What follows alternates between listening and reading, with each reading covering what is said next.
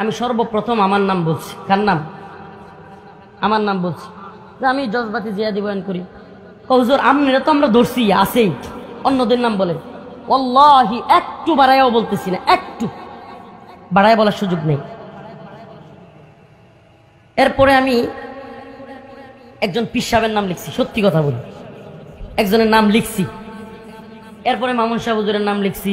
এরপরে বনবী ভাই, আসলে যাদের নাম লিখছি মোটামুটি সবাই গ্রেফতার। তখন কি সবাই গ্রেফতার, রিমান্ড অবস্থায়। তো আল্লাহি একটু বাড়ায় বলতেছি না, আবারও কসম করে বলতেছি, আমি একটু চালাকি করছিলাম যে ওনাদের ব্যাপারে অনেক কিছু শুনি, আচ্ছা একটু দেখি তো।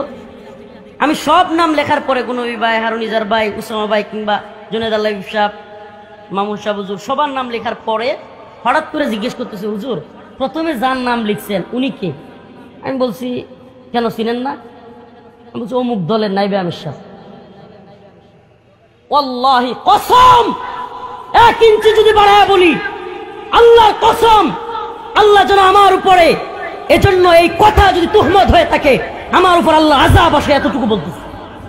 সাথে সাথে লাল কলম দিয়ে কেটে দিছে, সাথে সাথে লাল কলম দিয়ে কেটে দিছে।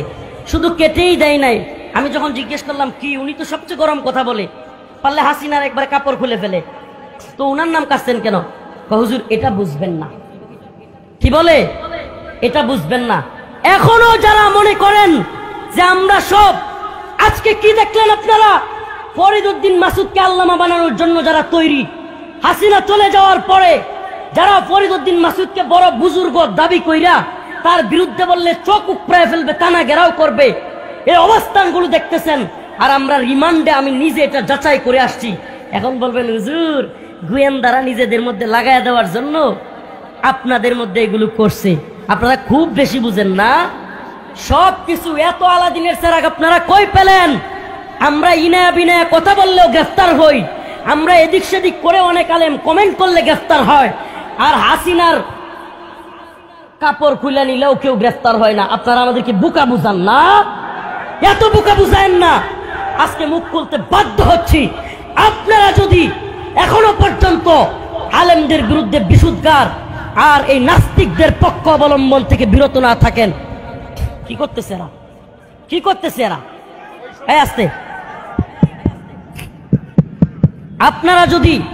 আপনারা যদি এখনো এই নাস্তিক প্রেমী থেকে বিরত না থাকেন, আর যদি বক্তব্যদেরকে বলবো আপনাদেরকে আমি ভালোবাসি, গালি দিলেও ভালোবাসি, আল্লাহ গালি দিলেও আপনাদেরকে ভালোবাসি, কিন্তু আপনারা বুঝার চেষ্টা করেন এই জালেমদের সহযোগী কারা ছিল, বুঝবার চেষ্টা করেন। বারবার তাদের সহযোগী হয়েও কারাগারে যেতে হয়নি কাদের। আজকে সেই জালেমদেরকেও শায়েস্তা করার সময় এসেছে।